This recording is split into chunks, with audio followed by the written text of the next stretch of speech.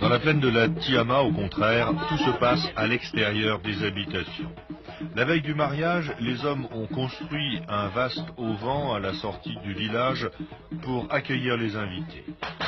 Et le jour du mariage, dès 10 heures du matin, ceux-ci arrivent de tous les horizons, à pied, à dos d'âne, en voiture. Ici, il s'agit d'un grand mariage, la famille est aisée, les récoltes ont été suffisantes et la vente de bétail satisfaisante.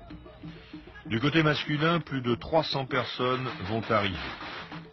Et pour des cérémonies de ce type, la famille qui paye les festivités fera tout ce qui est en son pouvoir pour que ce soit véritablement un grand mariage. Un mariage où les invités seront reçus dignement.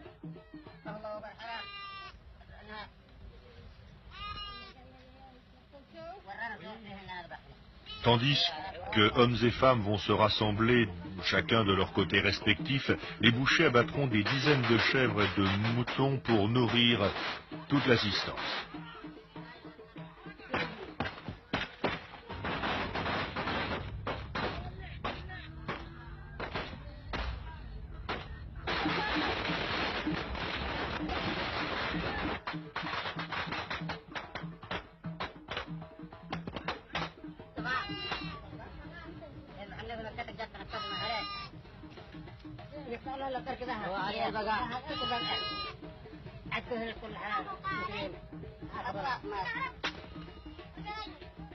Image difficile à soutenir que celle de l'égorgement du mouton.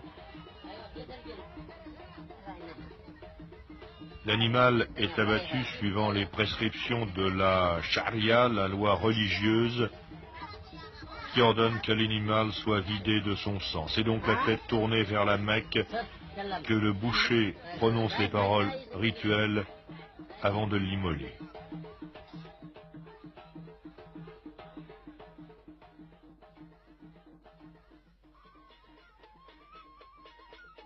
Et en attendant que la totalité des invités soit arrivée, les danses vont s'organiser. Danse d'hommes.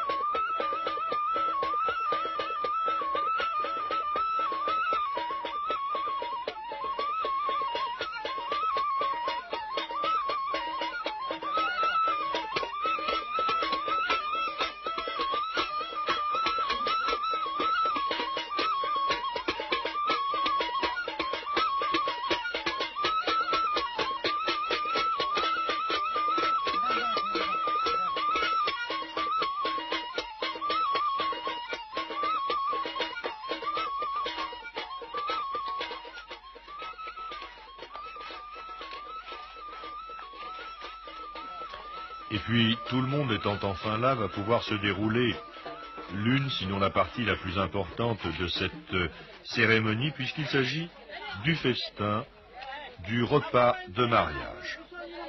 En raison du nombre extrêmement important des gens qui composent cette assistance, il faudra faire plusieurs services. Et après les ablutions d'usage, les mains droites vont se tendre.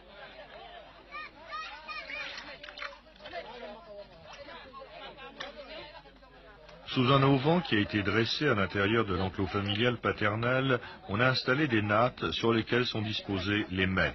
Et au centre de chaque natte trône un grand pot de terre contenant de la pâte de doura, de sorgho, pâte recouverte d'un mélange de beurre fondu et de miel.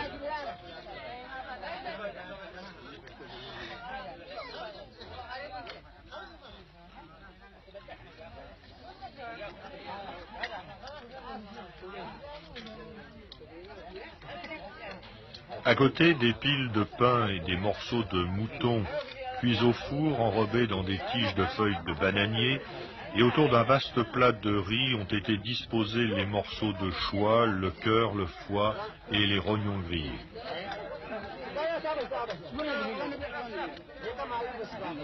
Parmi ceux qui mangent, personne ne parle ou ne commente un plat.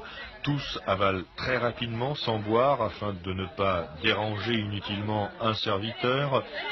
Un simple verre d'eau passera en effet entre les convives à la fin du repas.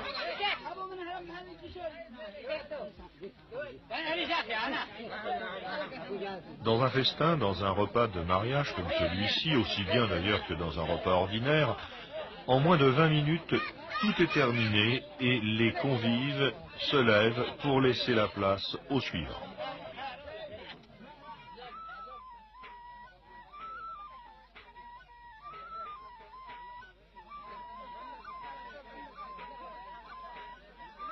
La réunion sera interrompue en fin d'après-midi au moment de l'arrivée du marié. Il s'agit d'un très jeune homme dont on a rasé le crâne la veille en signe de purification. Il porte bien sûr les attributs masculins, le poignard, le fusil. Accompagné des danseurs, il va prendre place sous l'auvent, à l'endroit le plus confortable qui lui a été réservé, et il restera là, semblant absent de cette cérémonie qui se déroule pour lui. Mais pendant ce temps, que se passe-t-il donc au village de la mariée?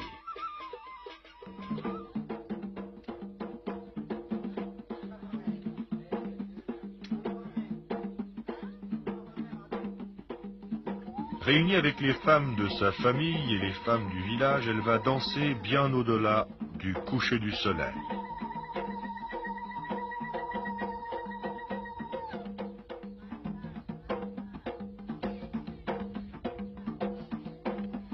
Les femmes et les jeunes filles portent des décorations sur les mains, sur les bras, sur le cou, décorations faites à l'aide du ridab, une teinture noire à base de sel d'antimoine.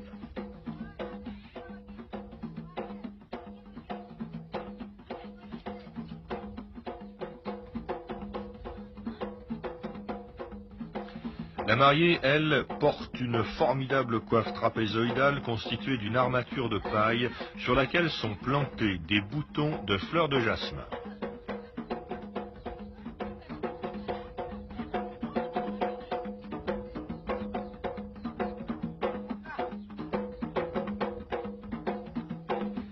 À l'issue de ces danses, le groupe des femmes escortant la mariée, juchée pour la circonstance sur un chameau, rejoindra le village du marié où celui-ci accueillera son épouse dans sa demeure. Tout sera terminé, il sera alors aux alentours de 11h30, minuit.